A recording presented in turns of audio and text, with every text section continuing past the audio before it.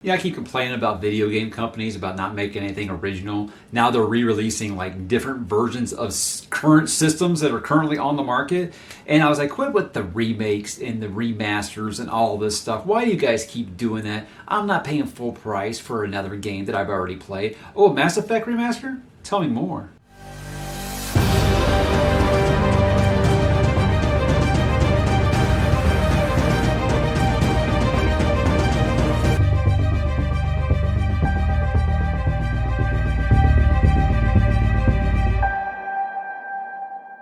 Hey, what's up, bookworms? Mike back with another weekly update, the 1st of February of 2021. So guys, let's talk about the week that was and the week that will be. Lots of new things going on. Let's begin like we always do with what am I reading? Guys, I finished The Andromeda Strain. If you know anything about Michael Crichton, you know it doesn't take long to read one of his books. So I think last week I announced, hey, we're going to be doing a read-along of Michael Crichton for the next year and a half. Oh, by the way, I've already finished that book. A lot of people on the Discord that decided to jump on board with the Michael Crichton Great Reread, as I'm calling it, they were like, hey, wow, I like this. I sat down in like 2 sittings and I finished this book. Yes, Andromeda Strain isn't going to require a lot of your time. I'm going to probably talk about that one soon, but I was just surprised it's aged better than I thought it would. A 50-year-old novel, I thought it would be some things and it'd be like, well, that's been scientifically disproven at this point. But actually, it's almost like Michael Crichton was very, very intelligent and ahead of his time. I also finished Howling Dark by Mr. Christopher Rockwell. Got it up there. I didn't pull it down here to show to you guys. Because I just forgot. But anyway, very, very heavy read. I'm not going to be doing a review for each one of those books. Like I said, when I come to series, guys, I try not to do each individual book unless it's something I'm doing for a read-along or something like that. Just because I feel like non-spoilers, I'm going to start saying the same things a lot. But yes, Sun Eater, please read it. I think that you will like it. And Christopher Rockwell, the most excellent of human beings. He's on the Discord now, by the way. It's really awesome having published authors on the Discord. Let's go ahead and move along, guys, to what am I going to read. So now that I finished that, very excited and pleased to tell you that I'm now currently working on book 2 of Farseer. This is, of course, Royal Assassin, and I've just been introduced to a character that is quite beloved in this series. Still going by the name Cub right now, but that's not a spoiler. I don't think that will spoil anything for you. But anyway, yeah, I very much am enjoying my trip through the 6 duchies. Buckkeep, I think what I'm really just kind of blown away about that is her writing style is just really underrated. Is that reasonable to say? Because, I mean, she's a very celebrated author. I mean, I don't feel like there's any fantasy fan, whether they read her or not, who hasn't heard of her. But it seems like I never hear anybody talk about her writing style. I always hear about her character work is just stunning and how she'll make you cry. That's what I always hear a lot. But I never hear about just like her prose is so good. And like I said, I'm not a prose purist. I'm pretty easy to please in that regard. But again, if I notice these things, it's very good. I just think that she writes fits with just such tenderness and care. And I'm continue to be blown away by when there's just one-on-one characters talking in a room. And it's so much better than any of the action or things like that. So good. And not just like in a political way, just like in a heart-to-heart kind of way, a one-on-one. I really just enjoy all of those scenes. It's looking like I'm going to continue to enjoy this world because I'm really, only on like chapter 10 right now, but I like the way that's starting. I like where it's going. It's already addressing some of the criticisms that I had, which were very weak criticisms, by the way. So I'm very excited to continue that. Kind of counterbalancing it with some sci-fi that I guess I count Star Wars as sci-fi with my reread of the Thrawn trilogy. By the way, stop dropping in the comments telling me that, hey, you should read the Star Wars EU. Guys, I've read 70-something EU novels. I've read the EU. Not all of it, but I've read most of it. Most of what you're referring to. Look on the channel. I've done reviews for Thrawn trilogy, Shadows of the Empire, the New Jedi Order. Yeah, I know about the Star Wars EU. But anyway, and then this one kind of surprised the people on my video I did recently. After I finish Royal Assassin and Last Command, I'm going to dip back into the Demon Cycle with Skull Throne. That cover is awesome. I've had some people tell me they won't read the Demon Cycle just because these covers are so terrible. Guys, I've seen way worse covers than that. I really have. But yeah, it's one of those things where I just decided, you know what? I know I was really hard in that third book. It wasn't quite to the point of like a Lightbringer where it just broke the series for me. It just demotivated me to where I wasn't making it a priority. But yeah, I've been waiting for these two characters to meet up and fight for a while, and they are literally in the middle of that fight because big cliffhanger. And then I stopped reading. So yeah, I want to get back into that before I start Dead House Gaze again, guys. With my expanding TBR, is just because I don't want to cut. I don't want to kind of move ahead of my Malazan read-along schedule. I want to stick true to that. And by doing that, I want to stick to keeping that kind of the end of February, beginning of March. So by the time I'm doing the reviews for it at the end of March, it's still fresh in the head. Let's go ahead and talk about this week on the channel. I did talk about a slight TBR reshuffling there. The thing with that is, like I said, it isn't a change. A lot of people were saying, oh, well, you changed your TBR rate. No, it wasn't really a change as much as I was adding to it, just because I didn't expect to.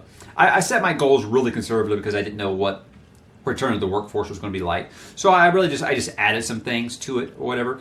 And it's something it's fun, to add new things that you didn't expect to get to read anytime soon. But it's really just kind of letting people know that they're like, okay, this means you're going to start this, and this series now, right? No, I'm trying to keep it to smaller things. Mop-up duty, like I said, The Witcher, Demon Cycle, right, or things like that. Stuff that I didn't finish that I kind of can filter in before I start any more big series. Yes, I did mention like a YA thing or whatever, but I might be getting a review copy for a certain author that I really love very, very soon. And if that happens, a lot of this stuff will come right back off the TBR to make priority for that, because that is a top 3 author that is working for me right now, and I can't wait. Shadow of the Gods. Anyway, if you guys haven't read John Glenn, please do so. What else I do? I wrapped up the month of January. I know how people feel about wrap-up videos. I mean, some people really, really love them. Some people hate the math segment. That math segments now are like 90 seconds long, guys. Like I said, I just continue to be transparent with the channel, let you guys know how things are growing. There's a little bit of a regression to the mean. Like I said, expect that growth in November, December to continue. So it doesn't bother me at all. I could stop, the channel could stop growing tomorrow, and it would be like, okay, well, that's kind of a shock, but I would be fine. Like I said, this under 50,000 community, I feel like it's very, very close, and I feel like in the way that I can still engage with you guys and still feel very available. Like I get people who will message me something on Instagram and be like, oh, I know you probably won't reply to this, you probably won't see this, and I see it and reply, and like, wow, thanks for replying. Like, guys, I'm just a dude. I'm not like a celebrity or anything like that. I read all that stuff. I read the positive and the negative. I read it all, and if I can reply to it, I do, and I like to continue to do that. That's why I do those wrap-up segments and let you guys know how the channel is growing, because I still like to make the viewer feel very much like they are a part of the channel.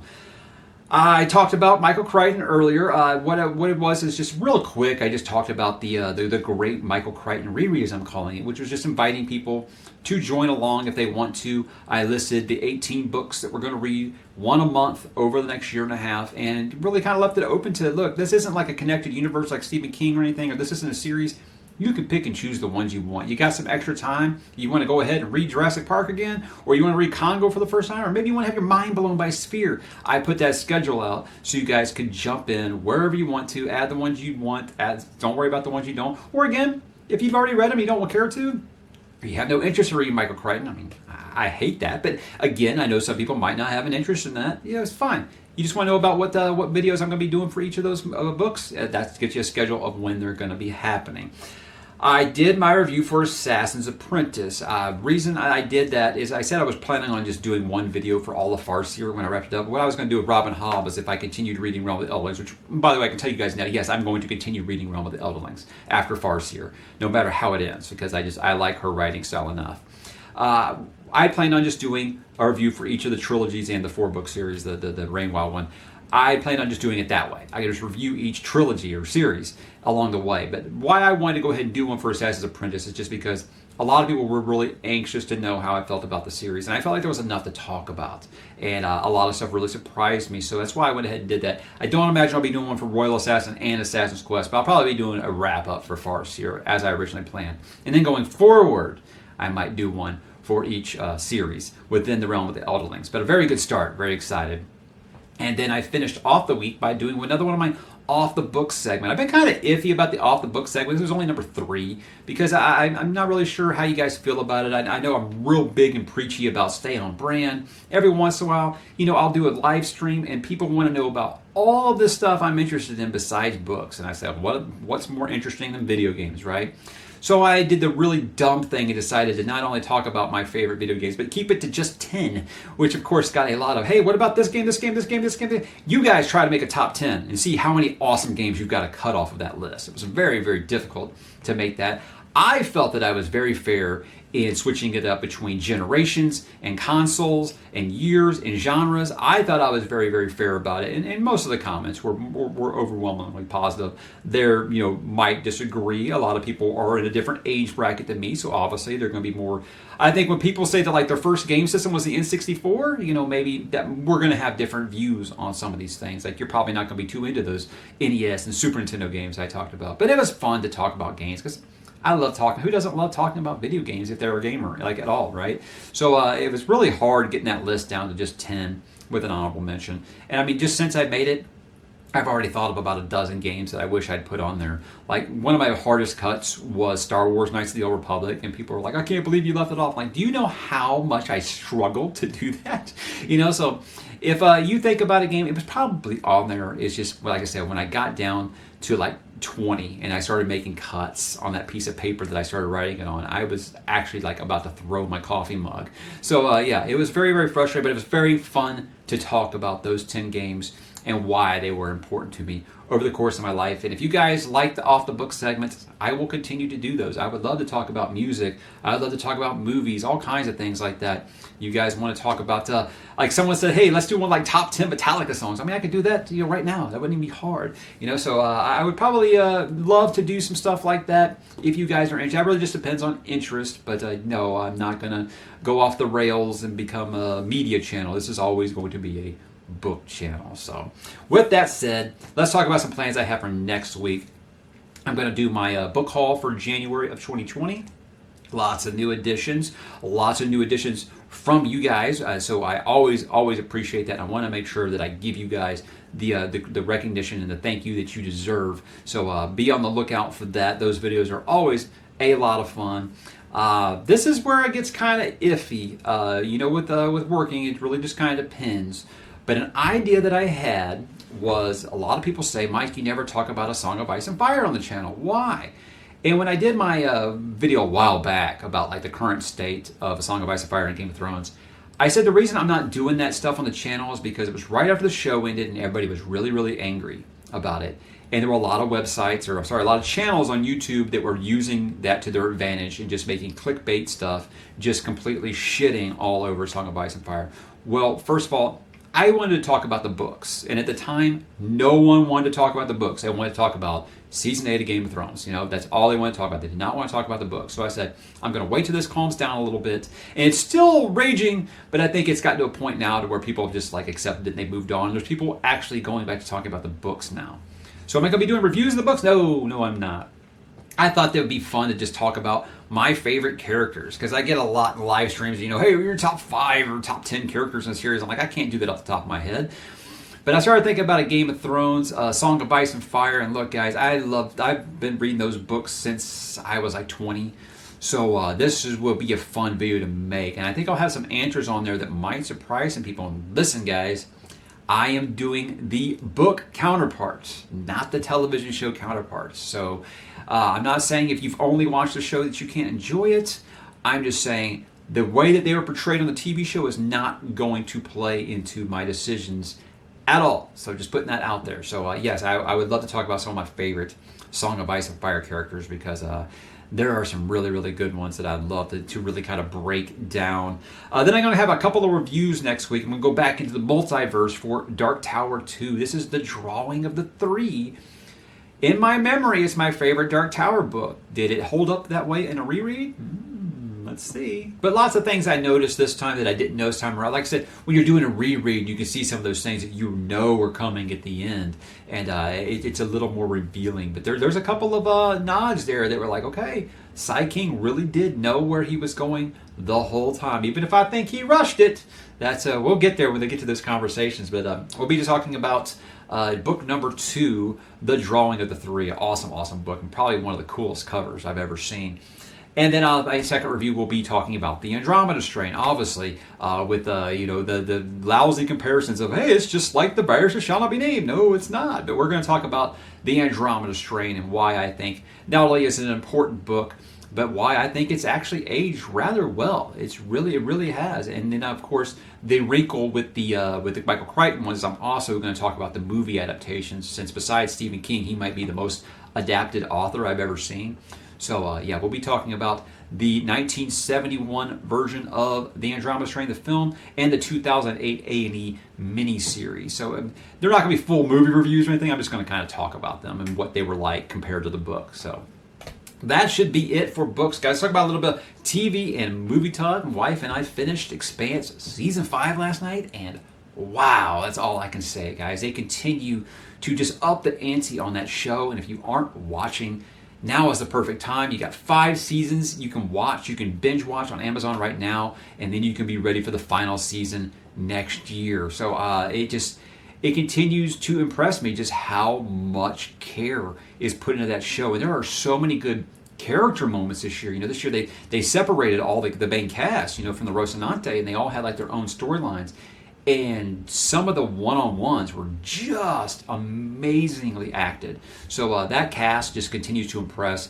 And the fact that the authors actually work on the show just continues to show through with the dialogue and the storytelling. It's just, I can't wait to get back into reading those books later on this year. I'm not going to pass the show, so I'm going to read up through Nemesis Games by this winter. That is the plan. And then they got the show called Tribes of Europa coming out on Netflix. I went ahead and watched a trailer, and this is before I knew this show is being made by the people who made Dark. So I was going to give this a watch regardless, just because I love Dark so much. Guys, if you haven't watched Dark on Netflix, it is one of the most well-written shows I've ever seen. I can't wait to check this out, just based off of what they did with Dark. I think Tribes of Europa, it kind of looks like the 100, but for adults. And look, I'm not going to lie, I like the 100, but yeah, it's very tween. It's the CW. You expect that on there. But yeah, it definitely looks very 100 with adults. Very, very post-apocalyptic. I think it's like the year 2073 after things happen. Watch the trailer, and that'll let you decide. But that comes out on February the 19th on Netflix. So now that we finished The Expanse, we haven't finished Vikings, and people ask me, why is it not that good? No, it's good. We just don't want to let it go. We got like the last 5 episodes of Vikings. But we're going to watch that before we get back on our S.H.I.E.L.D. rewatch. And maybe we'll check out this Tribes of Europa when it drops on Netflix, because I give just about anything on Netflix a try. And like I said, the fact that this is by the people who made Dark, it was going to get my eyeballs regardless. And then a little bit of movie things here. There was a lot of 80s movies that, obviously I watched. I thought I watched them all, and I was going through some movies like, okay, my kid's getting a little older now, so he got to show him some more of these 80s movies before he decides they're too corny, he doesn't want to watch them anymore. And so I put together a list of movies I thought it was age appropriate for him now. And one that I realized I had never seen was War Games from 1983. And of course, that's the one that he picked because he loves video games. He thinks, oh, this kid's playing video games, and he almost starts a war. That sounds awesome. Anyway, well, I'll say it's kind of aged well. It's vector graphics and supercomputers that are the size of a station wagon. That's going to seem like it's aged really poorly. It's kind of like X-Files. I'll watch X-Files and be like, wow, this is aged really well. And then Mulder will pull out a cell phone that's like the size of a small child, and he'll be like, oh my God, it'll kind of take you out of it. Yeah, if you just kind of just go with it, that's where technology was in the 80s, and just see that when that movie came out, the world was very scared about a nuclear war between the United States and Russia. So you can see why that really played into people's fears. But it's aged surprisingly well, outside of like the computers and the special effects. Actually special effects, it's just like vector graphics on the screen. It's nothing that's like CGI or anything. They weren't doing that in the 80s. But Matthew Broderick, I think that's the first. Was that his big breakout movie? I always thought Ferris Bueller was, but this was before that. Anyhow, I enjoyed it quite a bit, and so did he. So I don't know why it took me so long. When they made those references in Ready Player One, I was like, okay. I don't even know what you're talking about right now. But it feels like, you can teach an old dog new tricks, and there are movies that even I didn't see in the 80s. Guys, I want to close this up with a little bit of gaming talk here. Yeah, I did that favorite games, top 10 games on my Off the Books, and one of the games I mentioned was Mass Effect 2. And I love that trilogy. Yes, I have my problems with the ending, just like everyone else did. I'm not going to Game of Thrones it. I still think it's one of the most incredible gaming franchises ever, if you don't count Andromeda. But again, that most of that team from BioWare is gone now, so I don't really put that one on them. But yeah, this Legendary Edition that they're putting out, I know that I kind of joked in the opening there about like quit making all these remasters because I'm not going to buy them again, and then this comes out and I'm like, oh, I got to get that. For me, Mass Effect's great, but if you go back and try to play it now, it's really janky. It's really, really janky, and it's hard sometimes to look past some of those things. So I think even if this is just a fresh coat of paint and some technical improvements, I would be fine with that. I've seen some of the screens. Apparently they fixed a lot of the aiming system and things like that. Even if it's just that and fixing loading times, I was going to be down with getting this for the PC. I would love to replay that trilogy now and just see how different I can make things. Since it was one of those big things about all the choices you make would make differences throughout the trilogy. Like to do things a little differently this time, maybe save Caden instead of Ashley and things like that, and see how different that makes the trilogy. So that's one of the things that made that such a great trilogy. Very much worth a replay. But I see a lot of hot takes on the changes that they're making, and all the graphical improvements and things like that. And then other people are just saying, oh, it's just a fresh coat of paint. It's not like a rebuild. No, it's not a rebuild from the ground up. I don't think EA wants to spend that kind of time in it. But what I'm hoping that this does is gets enough interest in it for them to realize, hey, Mass Effect is a beloved property. Maybe we should take it more seriously. I know EA hasn't made a lot of good choices lately, but I'm hoping that they understand what they have on their hands here, and they can go back to that universe and do a better effort than they did with Mass Effect Andromeda. Maybe get some better people working on it, maybe. I don't know, because that game was a mess. I don't even know if you guys played it, but it's rough. But the original trilogy, man, it still stands the test of time. It's still a really, really great series. Even if some of the gameplay mechanics are, creeping up on 15 years old now. So it needed an update. And again, to me, if it just looks better and they fix the loading times, worth the price of admission for me. So guys, what have you been up to? What are you playing? What are you listening to? What are you reading? What are you watching? Drop in the comments and let me know. And have yourselves a great, great weekend.